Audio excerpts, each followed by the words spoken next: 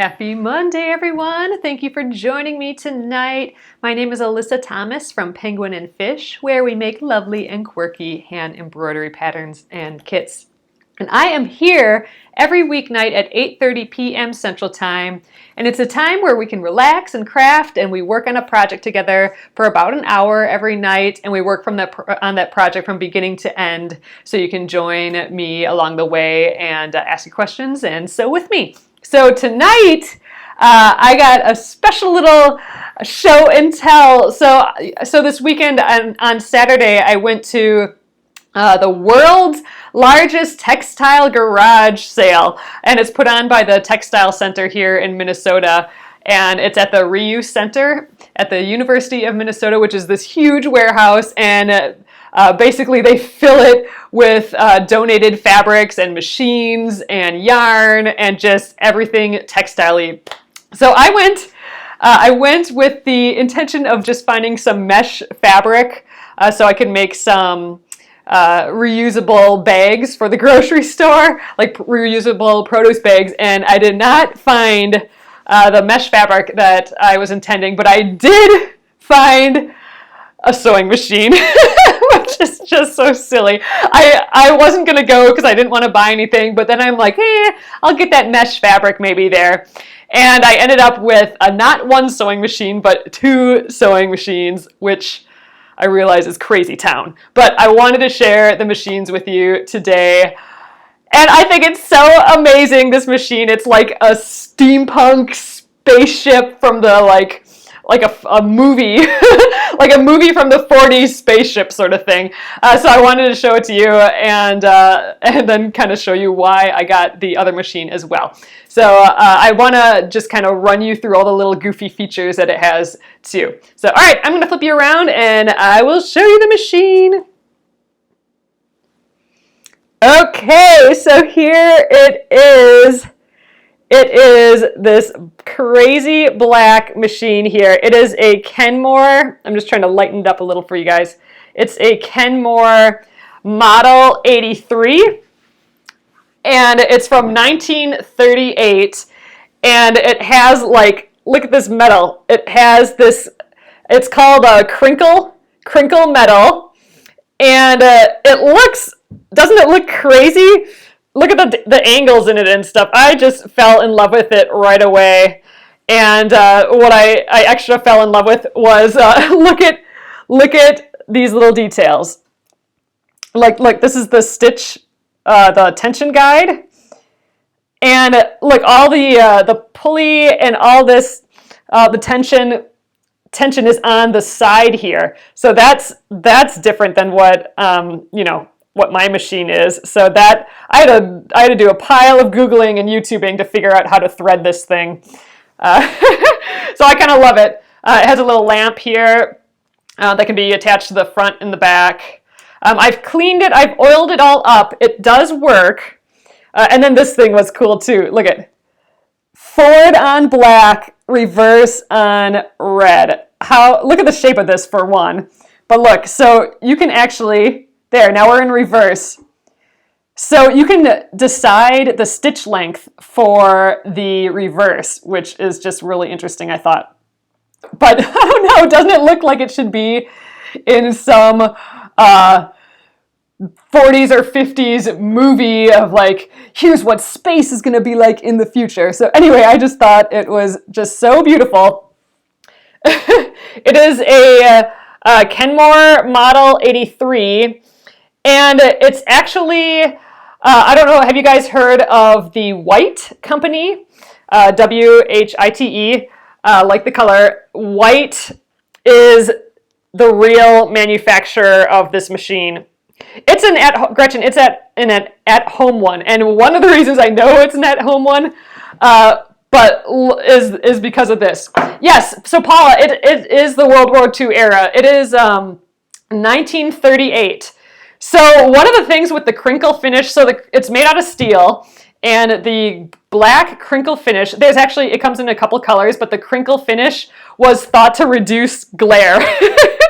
So glare is such a problem when you're sewing, apparently. So they did the crinkle finish to reduce glare, which is just interesting. But I don't know, I think it's just so beautiful. But one of the reasons that we first liked this was because of the box. I didn't even know what was in the box, but let me show you the custom box it came in. Here, let me get it up here. But look, someone made this custom box, and look at what someone hand painted this on. So Barbara J. Brott, graduate of Mason City High School in 1962. So since this was a 1938 machine, this is like the second generation person to get this machine. And I was talking to my mom, and she's like, "Yep, that was common. You know, what do you get a girl who's graduating high school? You get her a sewing machine, right? Because that's what she'll be doing, is sewing for her family." So I loved the box. Someone made this and put this contact paper over it and then hand painted the text on. So my husband and I mean, we kind of wanted it just for the box. And then we looked in and saw this like spaceship dude in here. So I thought it was just funny. I think Mason City, I think we looked it up. I think it was Iowa, Gretchen. I'm not positive though. But anyway, so I loved the box. So I wanted to show you a couple of unique things about this too. So it does not, oh, Paula, it is a Kenmore Model 83. So if you look up Kenmore Model 83, but the company that produces it is the White Company. So White licensed these machines to Sears Kenmore. So you can get this machine that says White on it. It's a little different shape, but it still has the crinkle finish.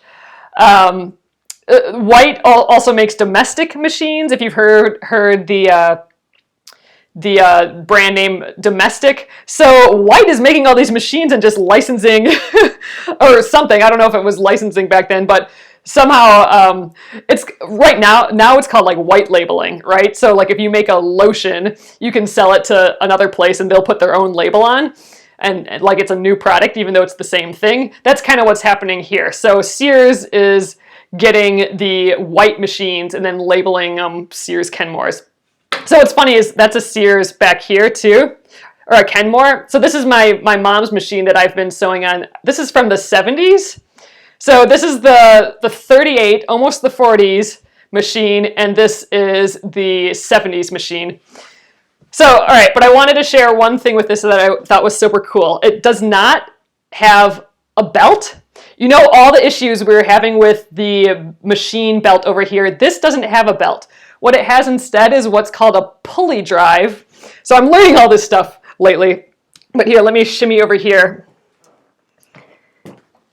So check this out. So this right here is a pulley drive, and I actually have it. I have a piece of fabric in here. This was a tip that I heard today, but so the pulley drive guy here, it's not touching the wheel, but there. This is how it normally would be. So when the motor goes, it's connected to a motor. And then oops, sorry, I'm trying to not to shake here. But the motor turns this little rubber dial, and that turns the wheel. So there's no belt going around here. It's just, you know, the friction of this rubber against it. So, and the rubber, it actually tends to, like, it's been sitting a while like this, so the rubber has a little flat point. I might get a new one of these rubber things because this actually makes it loud. You can kind of even tell. Look, every time I hit that flat part, oops, now it's not even moving. It's getting stuck on that flat part. But when it doesn't get stuck, it makes the motor just bounce a little. So I did look into that, and you can get new ones of these for pretty cheap. But that's a common problem apparently with these. So one person said just grab some fabric and stick it in by the motor here so that it's not sitting on the wheel. But there you can kind of see that little indent. So anyway, I'm going to probably get a new one of these. I haven't taken the motor apart to clean it, but I think I might. And I learned a ton about these motors too that are pretty interesting, and I'll get into that a little bit. But I wanted to show you just how to thread this because it is so different. Oops, I'm tipping over a little bit here, guys. All right, so, you know, the threading is on the side here, right? Which is different. I'm super wiggling today, sorry. So I had to look up how to do this a bunch of times. So, all right, get that pulley up, and it's on the side here, which is funny. Now look at this. So that's different looking, right? The tension area. Oop. Gretchen, I was kind of thinking about that too, like a thick rubber band. The thing is, it would have to be like the exact size of that. So that's the only issue. All right, so I'm gonna go underneath this little area here, pull it up until that spring catches. So just kind of like a normal one, it just looks a little sideways. So you gotta pull it up. You gotta like hold your finger here and pull it up until that thread catches, and then back up to the pulley here. And we're doing some weird crisscrossing down here, but let's get in there. I wanna run it for you. And then we get down into here, and there's this weird little hole that I didn't see any special way to get in except for just threading it. The needle you load from left to right, not front to back, so that's new to me. Let's get some light down here, see if that helps.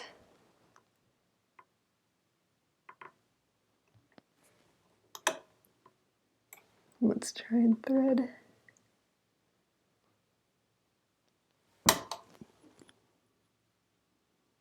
Come on, guy. I put a new needle in. There we go. And I wanted to show you the bobbin too. So it attaches differently too. I haven't taken the foot off yet, but it's got this little dial here. The bobbin is sideways down in this little hole here. Oh, there's my electrical stuff. So there. Let me just get a little flashlight. I think I have one. There we go. So there's the bobbin. You press this little lever to get it out. Let's see if I don't think I can do it one-handed yet. Oh, you pull it up.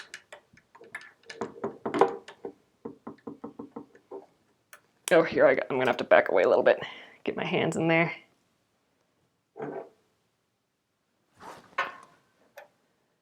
Definitely still learning this machine.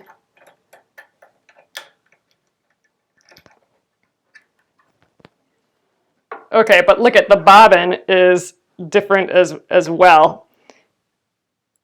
So here's how you thread the bobbin. Oh, this is similar to how the featherweights are? That makes sense. You have a featherweight, right, Paula? What year? I'm sure it's different years. But like this is a 38. All right, so you go through that little guy, but now you gotta shimmy it down here, and you gotta come up and catch it in the middle.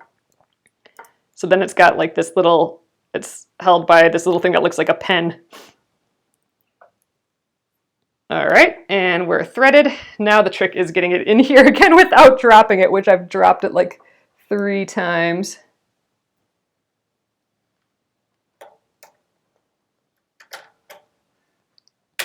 Oh, there we go. All right, let's get the thread pulled up. There we go, easy peasy.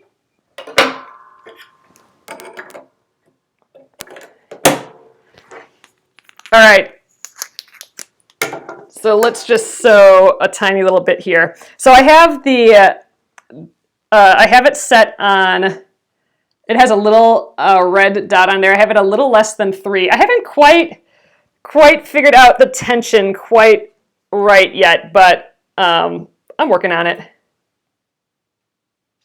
Yeah, Paula, exactly. It's fun, real fun when it slips out of your hands and becomes a yo-yo. Oh, so here's the pedal. I haven't cleaned up the pedal or anything yet. So it has this metal pedal. And it's a bit noisy, but it's because of that wheel, I think. So, all right, I got this piece of fabric here.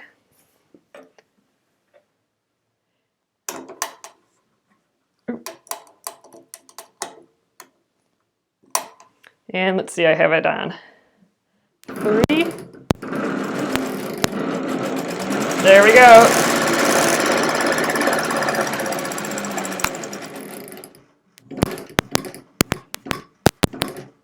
Oh man, I'm not used to it yet. There we go.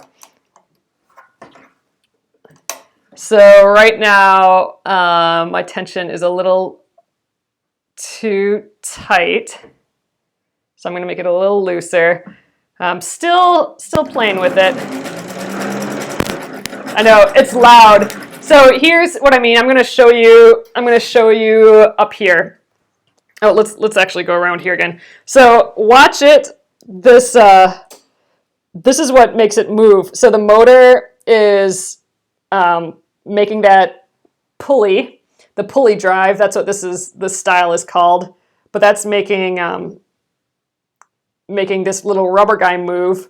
But yeah, do you see that little flat edge right there? Every time it hits that flat edge, this is gonna bobble a little bit. And so that's why I wanna get a new one of those. And that's also what's making the noise, is the like constantly hitting that. But it's interesting, I haven't sewed on something that doesn't have a belt before.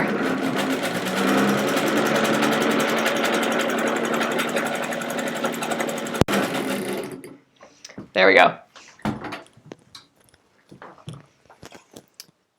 So one thing that I was a little concerned about, but I did a bunch of looking into it. So here's the motor.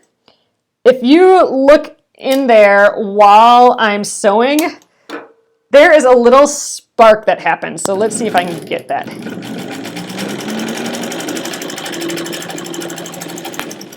Oh, I can't see it now. All right, well, sometimes there's a little spark that you can see right in there.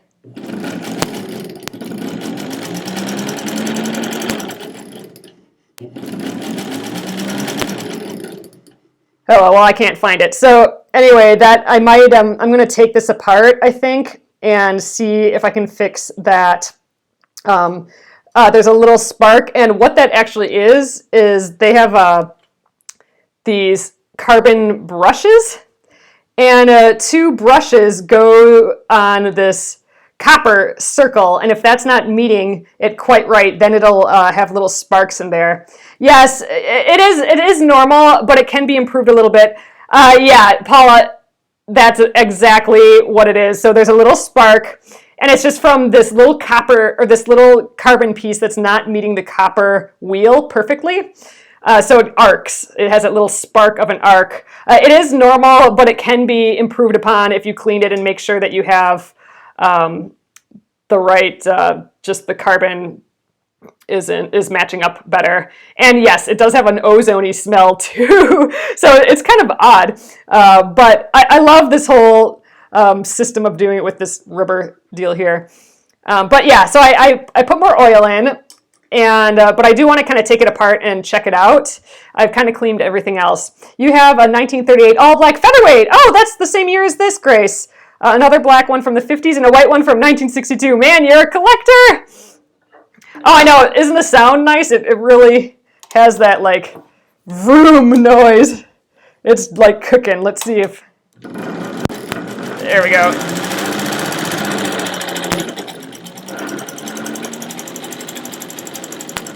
All right, well, I can't see that spark, but it's there.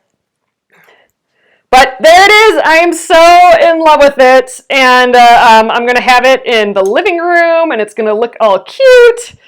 But, you know, this just kills me. this forward on black, reverse on red, I just think is just so neat. I did find info on it on YouTube, Joe, a little bit of the history. So maybe I'll try and find those links again to put it. So that's how I know, like, it's the crinkle matte finish, and I looked at some things on the motor, so that's how I know a little bit about the motor and everything, and I had to find a bunch of YouTube videos to find how to thread it as well. The light shade gets hot. Oh my gosh, I know, I totally... Paula, thanks for the tip. This does get super hot. It's almost not worth having it, because I did do that, Paula. I did burn my hand on it already. I had it on the back, because it's reversible. I can have it on the front or the back, and I had it on the back, and I kept burning my hand when I lift the presser foot up here. So, yep, I gotta watch out for that. I have seen some where it's black and angled like this, like the same crinkle black, and just like the same angles, and it just looks so cool on the front. But, you know, this one works still. So I did mention that I got another machine as well. And the reason for that is that I really, really wanted a cabinet for this. So, oh, Lucy, that's a good idea. See if I can find an LED bulb, like some neat replacement for that. Oh, I like that. Grace, it did not come with any attachments. Did it? No, it didn't. So this is all it is. And that cool box, and honestly, I almost would have bought it for that box.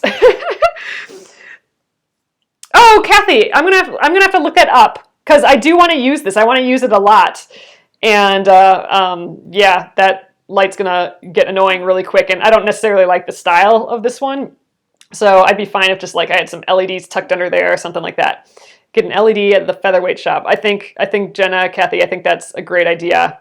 Paula, yeah, okay. That's a good plan. But I wanted a cabinet for this because I thought it was so cool. I wanted it to sit out somewhere. So I got this cabinet. And what I like about this cabinet is it's rather small. So it's not hefty either. So it's got these long legs without it filled in at the bottom or anything. So it's almost like end table size, right? It's tall. It's as tall as the table, but it's not so gargantuan. Like, it doesn't open on both sides. It only opens on one side. So it's compact, and it's also for Kenmore. So sometimes not all machine holes fit all machines. So this one happened to be there, and it had a Kenmore machine in it, and they were selling the Kenmore with the cabinet. So to get this cabinet that I wanted, I had to buy the second machine. So I switched out the machine that was in here and put this guy in there instead. So, but the cabinet and the old machine, the other machine, cost $10 total. Which is like, okay, I'll pay $10 for this cabinet, and it comes with a whole nother machine, which is just crazy town, I thought. So that's why I ended up with two machines, because all I really wanted was this cabinet with this freaking rad machine here that I just love the color and the angles. I think it's so crazy. So I wanted this on display and me being able to use it, hence the cabinet. So I'm going to tuck this away, which is just, I love the idea that machines can just be tucked away. I think it's just so fun. So let's take this out. I had a scissors. Here we go. Just going to snip this, and there's actually no room to tuck in my thread at the same time, so I'm going to take that out. And to tuck it in, which was I always kind of wondered how this works, and it's just a special hinge. So to tuck it into the cabinet, ooh, it's hot still though, but let's just lift it up. This guy flips up. It's like resting on the lip here, and then it just tucks down in there. And it's got these special hinges that can hold all the weight in there. So then this guy goes back down, and we can close up the top, and it's in good shape. It's not like peeling off or anything, the veneer. So I kind of want to stain this a darker color because I think like a really dark stain would look super cool with this dark machine, right? I mean, this is just a little too bright and red and warm for this machine. So we talked about painting this whole thing black, but then I was thinking, you know, it's in a decent shape, like a really dark stain might be cool. So then, then the cabinet is just like this neat little table that you can, really have anywhere. I'm going to have it in the corner of the living room, closed up like this, but then, it's just so easy. So it does have a little drawer with a little container there, and then that's it. So let me pull up the second machine. So this cabinet came with this machine. Let me grab it here. It's really heavy. Oh man. Okay. This is machine number 2, and it looks an awful lot like machine number 1 there, like my original machine, right? So this is another Kenmore, because remember I was getting a Kenmore for the cabinet here. This one is from when was this? 1967, I believe. I wrote it down. Yeah, 1967. So this is a Sears Kenmore from 1967. So this is 30 years older than the black one, 30 years older than that Model 83, and 10 years or so younger than this guy behind here. So it's kind of interesting. It's fun to kind of compare these two since they're close in age. But like this one has the motor is completely inside the machine. This one still has the motor in back here. And here you can see the belt. You can see the belt right here. So this is what the other one didn't have. This one has the belt. The other one had just that little rubber guy that was making the wheel move. Oh, the bottom swings out so you can get your knees under the cabinet. Yeah, so I'm stoked about that, Deborah. Ooh, you painted your cabinet navy blue. Ooh, I love that. That would look really great with the machine. So this one I have not tested yet. One of the reasons that it was $10 is because they tested it beforehand.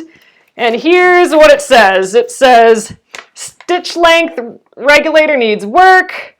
Dog feed not advancing fabric.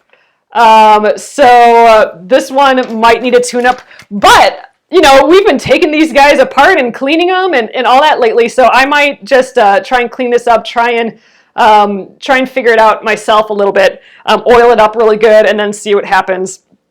Some neat things about this. Here's I thought this is kind of cool too. You twist this guy to change the stitch length. So you have to deal with like turning that thing, but to hit reverse, you just flip it up like that.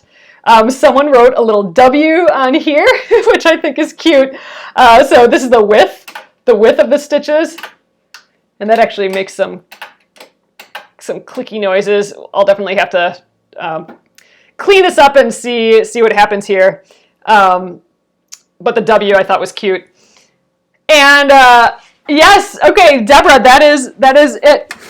The top of this is unique. So this did come with a bunch of attachments and just a really cute book here. But look at this deal up here. This I wasn't sure what was going on at first, but I figured it out. So check this out.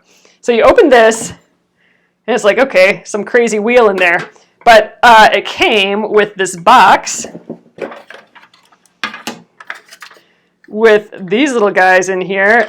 So look at this. So this is how you change the type of stitch. So this is a zigzag stitch that goes from like little to big. And then this just pops on this wheel. There we go. And now we've changed the type of stitch. Isn't that a fun feature? I hadn't seen that before. Oh, your Singer 301 has these, Paula. I just think it's it's just so interesting. So many fun mechanical puzzles with these old machines. And so I spent like the weekend kind of just Googling and figuring out all these things, and just, I don't know, it was so fun. But yeah, I hadn't seen these before. You just stick those in and it comes with a whole pile of them. And, you know, I think you can keep getting different ones. Like there's lots of different ones. Ooh, look at this one. That one's got like a little heart thing going on with it. This one's thicker too, more detailed. Ooh, a little wavy stitch. So yeah, so this I have not cleaned it up or tested or oiled or anything. So this will be, you know, a different week project. It's missing one of these guys, one of the spool holders. And this has like some dials in the back and dials at the bottom that I don't know what all those do yet. But this and the cabinet were $10. So I'm like, okay, that works for me. We'll figure it out. But I do think it's so funny how close you can see time catching up to this one, don't you think? I know I may be starting to be a collector of vintage machines, Kathy, huh? So and Kenmore's now specifically. So I have my husband's great grandmother's Singer from 1929. And that I'm putting in a different cabinet that I got for free at the junk. It was at my old apartment. It was thrown away, and John's great grandma's machine is going to go in there, and I'll take pictures of that later. It's in my office, and then got my mom's here, and well, then these three are Kenmore. So my mom's is a Kenmore. From the 70s. This is the Kenmore from 67, and then the 1938 Kenmore that's in here. I know, caught the bug, it's bad. So, all right, and then this is the other thing that I got, just because I hadn't seen one before, and I thought it was just so neat. The problem is, afterwards, I realized that it's for a slant needle zigzag sewing machine. So, if you guys didn't know, there is a low shank machines, high shank machines, and that's, the right here, that's the shank where it's basically the height of what presser foot you need, depending on the height of the shank. And there's also a slant, like an angled shank. And so I was thinking, ooh, I can try this out on a Singer, but it's a slant needle. So yeah, I don't know, I'll have to save it for if I ever come up with a slant needle. But first of all, the packaging again is super cool. But I wanted to show you this thing, so I'm gonna just tilt you guys down. I just love old instruction books, first of all, so that's cool. Sorry, I'm a little wiggly. But yeah, so here's your little placement guide. Just trying to stop wiggling. All right. And then check this thing out. So you get this on your machine somehow. It sits back here, something like that. Then you pop this guy open. Oh, there we go. Twist it. And you'll lift that puppy up, and then it has all these discs, and look, it's the alphabet right there. So, like, this is a letter A, the letter A dial, so it's going to make that little cursive A. Somehow, isn't this wacky? So by following that path, it's going to make that letter A. So you get this on here, you plug it all in, and now it's going to make that letter A. It's going to stitch, it's going to monogram that letter A. So you can line it up here, and then it'll stitch it right in. But yeah, unfortunately, I thought this was so cool, but yeah, it needs a slant needle machine, which stitches at a slight angle, which I don't have one of those. So this guy's a mystery. But isn't it funny? We just thought it was so interesting. I hadn't seen one of these before. Yeah, it's a gigantic walking foot, basically. Their buttonholer. Oh, it's similar to a buttonholer. Yeah, that makes sense. with the oval shape template, yep, for the different size button holders. So this is basically a version of that, really. But you have that dial, and it's making the little cursive letters. But I thought it was just cool. The Singer monogrammer. You know, it was a garage sale, right? So everything was priced pretty cheaply. Stitch density. I don't know. I just thought it was cool. And yeah, I was a little bit bummed that I can't actually use it. But as just a piece, I think it's pretty neat. So it'll sit on the shelf. I mean, even that's pretty, that bright orange, or that like 70s-ish orange with that on. And then this guy actually came for $10. I mean, I'm getting the cabinet, and all these attachments came as well. So like there's like a ruffler, buttonholers. I bought one of these so I could do my Splendid sampler to measure the lines, but this one actually has the guide on. The one that I have is just the L-shaped guy here, so I'm going to actually use this guy instead of the one that I bought. But yeah, so this has a bunch of attachments, and you know, a lot of these I can use on other machines as well. Like the other Kenmore, I'm going to do that. But there we go. That was my haul from this past weekend. Again, I wasn't going to buy anything. And then I ended up with all these. But yeah, I mean, the real treasure, I think, was, for me at least, was that awesome, the 1938, or the 1938 guy in here. And, you know, again, it all started because of this cool box here that someone constructed, and I just love that. So I'm gonna pop this guy out again so you can see it, and then I think we'll call it a night. I just wanted to share with you guys. I'm pretty dang excited about this thing.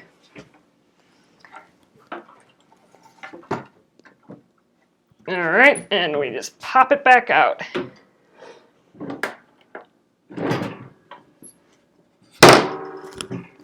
Easy peasy.